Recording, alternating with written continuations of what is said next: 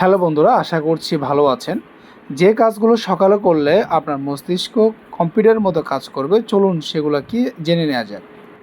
গভীর শ্বাস প্রশ্বাস, মাত্র 2 মিনিটের জন্য গভীর শ্বাস প্রশ্বাস আপনার মস্তিষ্কের জন্য অত্যন্ত উপকারী হতে পারে। প্রথমে চুপচাপ বসে চোখ বন্ধ করুন। এবার নাক দিয়ে 4 সেকেন্ডের জন্য গভীর শ্বাস প্রশ্বাস নিন, তারপর 4 সেকেন্ডের জন্য শ্বাস ধরে রাখুন এবং পরে মুখ দিয়ে ধীরে ধীরে 6 সেকেন্ডের জন্য শ্বাস প্রশ্বাস ছাড়ুন। চোখের ব্যায়াম, যদি আপনি দীর্ঘক্ষণ স্ক্রিনে কাজ করেন তাহলে এই ব্যায়ামটি আপনার চোখকে আরাম দেওয়ার জন্য খুবই গুরুত্বপূর্ণ। প্রথমত মাথা না ঘুরিয়ে চোখের বাম, ডানে এবং উপরের নিচে নাড়ান। এরপর বৃত্তাকার গতিতে চোখ নাড়ানো অভ্যাস করুন।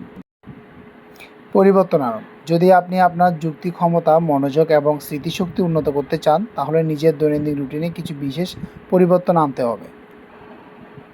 মাইন্ডফুল মেডিটেশন অর্থাৎ বিচার না করে আপনার চিন্তাভাবনাগুলো কীভাবে আসে এবং চলে যায় তা পর্যবেক্ষণ করার আর্ট।